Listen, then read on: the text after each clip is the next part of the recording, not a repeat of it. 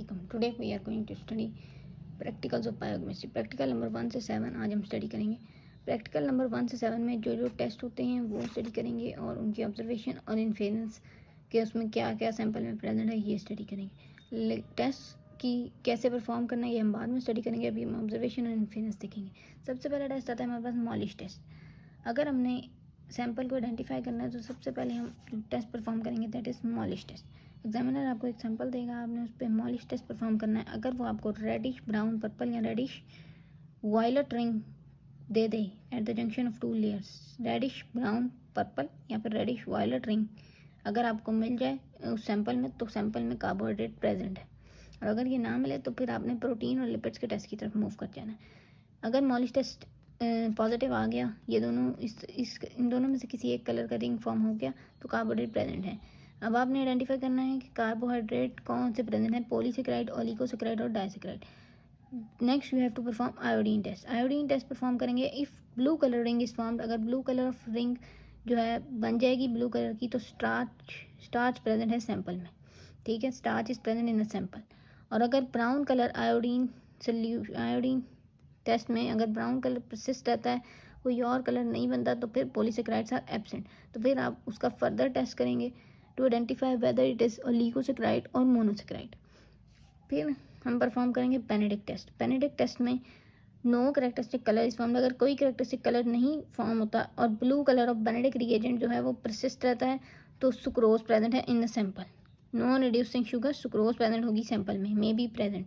और अगर Benedict test में ग्रीन, येलो या रेड कलर फॉर्म हो जाते हैं तो दैट्स मीन रिड्यूसिंग शुगर्स में भी प्रेजेंट. रिड्यूसिंग शुगर में माल्टोज, लैक्टोज भी हो सकती हैं और मोनोसेकेराइड्स भी हो सकती हैं, कोई भी प्रेजेंट हो सकता है. बेनेडिक्ट टेस्ट में अगर ब्लू कलर परसिस्ट रहता है तो इट्स मीन सुक्रोज प्रेजेंट है सैंपल में. सुक्रोज की कंफर्मेशन के लिए हम हाइड्रोलाइसिस टेस्ट करेंगे for sucrose. Hydrolysis test for sucrose में ग्रीन, येलो या रेड कलर का रिंग फॉर्म हो जाएगा जिसकी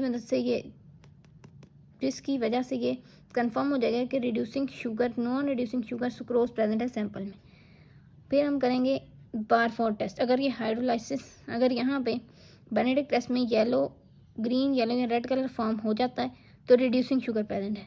और उस रिड्यूसिंग शुगर को पता करने के लिए कि कौन सी रिड्यूसिंग शुगर प्रेजेंट है हम करेंगे बारफोर्ड टेस्ट. बारफोर्ड टेस्ट में रेड कलर के पीपीटी बनते हैं बॉटम ऑफ टेस्ट ट्यूब पे.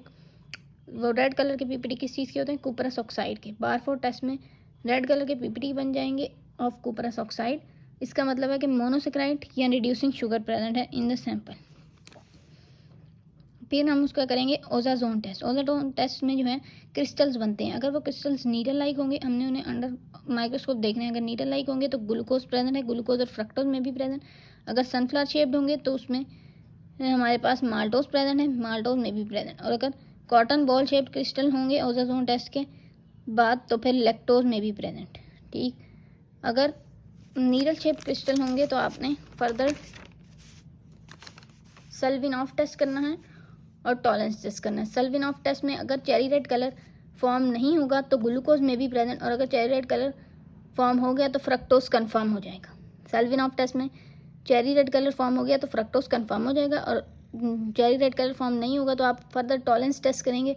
टॉलरेंस टेस्ट में सिल्वर मिरर फॉर्म होगा वॉल ऑफ टेस्ट ट्यूब पे जिसकी मदद से ग्लूकोज कन्फर्म हो जाएगा.